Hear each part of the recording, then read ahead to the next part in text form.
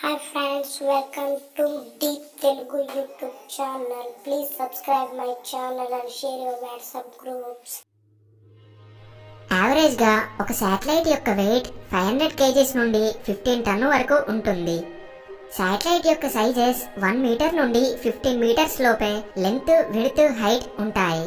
వీటిని మనం రాకెట్స్ ద్వారా పైకి పంపి వాటి నిర్దిష్ట కక్షలో వాటిని ఉంచడం జరుగుతుంది. మరి ఈ ఇంటర్నేషనల్ స్పేస్ స్టేషన్ విషయానికి వస్తే దీని యొక్క లెంత్ 108 మీటర్స్, విడ్త్ 74 మీటర్స్, హైట్ 20 మీటర్స్తో దీని సైజెస్ ఉంటాయి. మనం భూమిపై నుండి ఎటువంటి పరికరం యూజ్ చేయకుండా మన కళ్ళతో ఈ ఇంటర్నేషనల్ స్పేస్ స్టేషన్ని చూడవచ్చు. అంటే ఇది ఎంత పెద్దగా ఉంటుందో అర్థం చేసుకోవచ్చు. ఈ ఇంటర్నేషనల్ స్పేస్ స్టేషన్ యొక్క వెయిట్ 420 టన్స్. ఇంతవరకు మనం నిర్మించిన హెవీ వెయిటెడ్ స్పేస్ క్రాఫ్ట్ ఇదే. అయితే ఇంటర్నేషనల్ స్పేస్ స్టేషన్ని భూమిపై నిర్మించి ఆకాశంలోకి తీసుకెళ్లడం కష్టం. ఎందుకంటే ఇది ఇంత సైజుతో ఉంది కాబట్టి ఇది ఏ రాకెట్స్ లో పట్టదు. పైగా దీని యొక్క వెయిట్ ని లిఫ్ట్ చేయడానికి ఎంత పెద్ద రాకెట్ కెపాసిటీ అయినా సరిపోదు. అలాంటప్పుడు ఈ ఇంటర్నేషనల్ స్పేస్ స్టేషన్ ని భూమికి 400 కిలోమీటర్ల ఎత్తులోకి ఎలా తీసుకెళ్లగలిగారు? దీనిని తీసుకెళ్లారా లేక అక్కడే నిర్మించారా? అసలు దీనిని ఎందుకోసం నిర్మించారు? దీనివల్ల ఫలితాలేంటి? దీనిని ఏ కంట్రీస్ నిర్మించాయి? ఇలాంటి ఇంట్రెస్టింగ్ విషయాలన్నీ ఈ వీడియోలో చూద్దాం.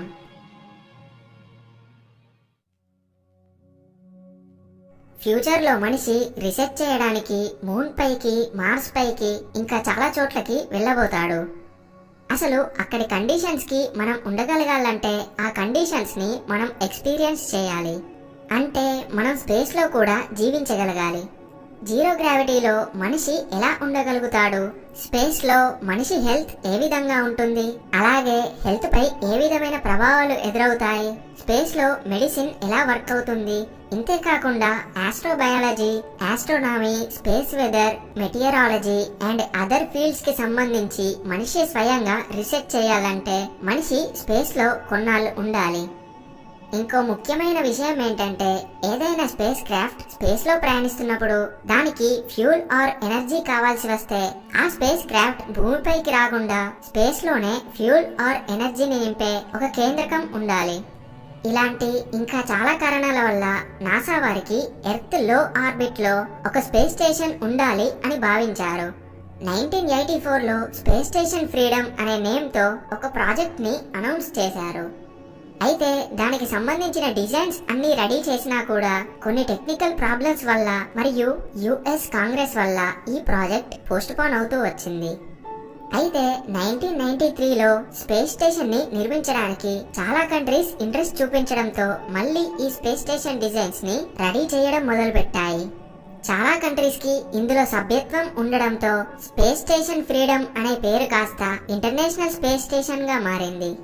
ఈ ఇంటర్నేషనల్ స్పేస్ స్టేషన్ లో అమెరికాకి చెందిన నాసా, రష్యాకి చెందిన రోస్ కాస్మోస్ స్పేస్ ఏజెన్సీస్ ముఖ్య పాత్ర పోషించగా Japan space agency, Canada space agency, European space agencies సభ్యత్వం కల్పించుకున్నాయి. ఈ ఇంటర్నేషనల్ స్పేస్ స్టేషన్ ని ఒక్క రోజులోనో లేక కొన్ని నెలలలోనో నిర్మించలేదు. దీనిని నిర్మించడానికి చాలా సంవత్సరాలు పట్టింది. దీనిని టోటల్ గా ఎర్త్ పైనే నిర్మించి ఆర్బిట్ లోకి తీసుకెళ్లలేరు కాబట్టి దీని యొక్క టోటల్ అసెంబ్లీ స్పేస్ లోనే జరిగింది. ఒక్కో కాంపోనెంట్ ని స్పేస్ లోకి తీసుకెళ్లి ఆ కాంపోనెంట్స్ అన్నింటినీ కనెక్ట్ చేస్తూ ఈ ఇంటర్నేషనల్ స్పేస్ స్టేషన్ ని నిర్మించడం జరిగింది. 1998లో దీని యొక్క అసెంబ్లీ మొదలైతే 2011లో లాస్ట్ మాడ్యూల్ ఫిక్స్ చేయడం జరిగింది. అంటే సుమారు దీని యొక్క నిర్మాణానికి 13 సంవత్సరాలు పట్టింది. ఇప్పటికీ కూడా ఇంటర్నేషనల్ స్పేస్ స్టేషన్ లో మైనర్ గా చాలా పార్ట్స్ అసెంబ్లీ అవుతూ ఉంటాయి. ఇంటర్నేషనల్ స్పేస్ స్టేషన్ యొక్క అసెంబ్లీ చాలా కన్ఫ్యూజింగ్ గా ఉంటుంది. మీరు జాగ్రత్తగా వింటే మాత్రమే ఇది అర్థమవుతుంది. దీని యొక్క కన్స్ట్రక్షన్ లో డాకింగ్ అనే పదం వినబడుతుంది. డాకింగ్ అంటే 2 స్పేస్ వెహికల్స్ ని కలిపే జాయింటింగ్.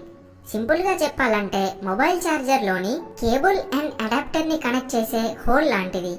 స్పేస్ స్టేషన్ ని నిర్మించడం అంటే అన్ని పార్ట్స్ ని కనెక్ట్ చేయడమే. ఈ స్టేషన్ కి ఏదైనా స్పేస్ క్రాఫ్ట్ కనెక్ట్ అవ్వాలన్నా కూడా ఈ డాకింగ్ సిస్టమ్ ద్వారానే అవ్వాలి. అందుకు లో ఎర్త్ ఆర్బిట్ లోకి వచ్చే అన్ని స్పేస్ క్రాఫ్ట్ కి ఈ డాకింగ్ పోర్ట్స్ ఉంటాయి. ఇంటర్నేషనల్ స్పేస్ స్టేషన్ లోకి వచ్చే ఆస్ట్రోనాట్స్ అండ్ కాస్మోనాట్స్ కూడా వారి స్పేస్ క్రాఫ్ట్ స్పేస్ స్టేషన్ తో డాకింగ్ అయిన తర్వాతే స్పేస్ స్టేషన్ లోనికి వెళ్తారు. నెక్స్ట్ ప్రొపల్యూషన్. ఏదైనా వెహికల్ ని ముందుకు తీసుకెళ్లే దానినే ప్రొపల్యూషన్ అంటారు. ఇది ప్రస్తుతం ఇంటర్నేషనల్ స్పేస్ స్టేషన్ యొక్క రూపం. ఇవి స్పేస్ స్టేషన్ యొక్క సోలార్ ప్యానెల్స్. ఇవి సోలార్ ఎనర్జీని స్టోర్ చేసుకుంటాయి. ఇవి రేడియేటర్ ప్యానెల్స్. ఇవి స్పేస్ స్టేషన్ లోని హీట్ ని బయటకు పంపిస్తాయి. సైంటిస్టులు ఈ కాంపోనెంట్స్ ని కనెక్ట్ చేయడానికి ఎర్త్ పై ఉన్న ల్యాబొరేటరీస్ నుండే ఆపరేట్ చేస్తారు. అన్ని కాంపోనెంట్స్ వివిధ సంవత్సరాలలో రావడంతో అవి లాంచ్ అయిన ఇయర్ మీకు ఇక్కడ కనబడుతుంది. నేను వాటి గురించి చెప్తుంటే ఏ కాంపోనెంట్ ఏ సంవత్సరంలో లాంచ్ అయిందో మీకు ఇక్కడ చూస్తే అర్థమవుతుంది.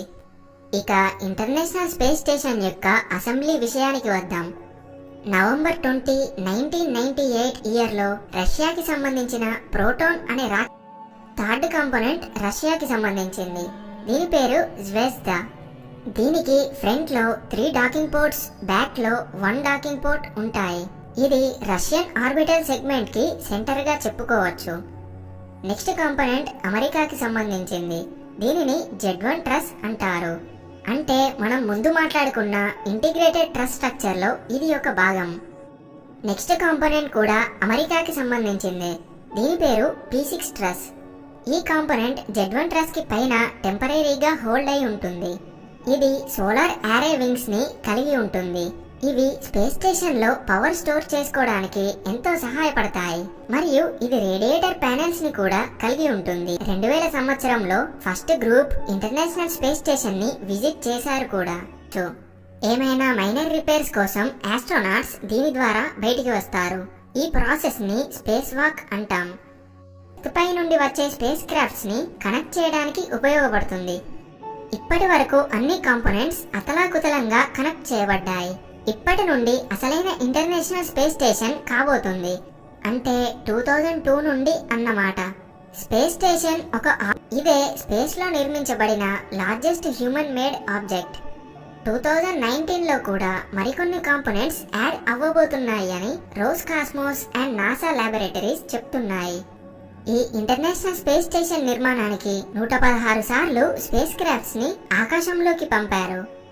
2003లో కొలంబియా నుండి 7 ఆస్ట్రోనాట్స్ స్పేస్ షటిల్ లో వెళ్తుండగా అట్మాస్ఫియర్ లోనే ఆ స్పేస్ షటిల్ బ్లాస్ట్ అయింది. అందులో ఉన్న 7 మెంబర్స్ చనిపోయారు. ఇలాంటి సంఘటనలు స్పేస్ స్టేషన్ కి ఎంతో నష్టం తెచ్చిపెట్టింది. మొత్తం ఇంటర్నేషనల్ స్పేస్ స్టేషన్ నిర్మాణానికి $110 బిలియన్ ఖర్చు అయ్యింది.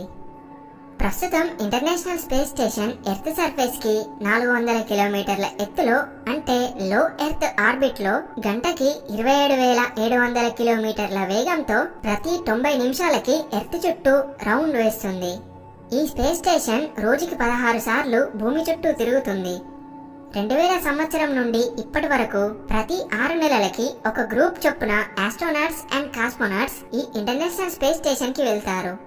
అక్కడ సైన్స్ రీసెర్చెస్ మరియు స్పేస్ లో మాత్రమే చేసే కొన్ని ఎక్స్పెరిమెంట్స్ చేస్తారు. ఈ విధంగా ఇంటర్నేషనల్ స్పేస్ స్టేషన్ యొక్క అసెంబ్లీ అండ్ వర్క్ జరుగుతుంది. భూమి మీద ఇలాంటి నిర్మాణం చేయాలంటేనే చాలా కష్టం. అలాంటిది భూమికి కొన్ని వందల కిలోమీటర్ల ఎత్తులో దీనిని నిర్మించారంటే మనిషి మేధస్సు ఎలా ఉందో అర్థం చేసుకోవచ్చు. ఓకే ఫ్రెండ్స్, ఈ వీడియో మీకు నచ్చితే లైక్ బటన్ ప్రెస్ చేయండి. ఈ వీడియోని మీ ఫ్రెండ్స్తో ఫేస్బుక్, వాట్సాప్ ద్వారా షేర్ చేయండి. ఇలాంటి మరెన్నో ఇంట్రెస్టింగ్ వీడియోస్ మిస్ కాకుండా పొందడానికి మన ఛానల్ని సబ్స్క్రైబ్ చేసుకోండి. అలాగే మమ్మల్ని ఫేస్బుక్ మరియు ట్విట్టర్లలో ఫాలో అవ్వండి. Thanks for watching. జై హింద్.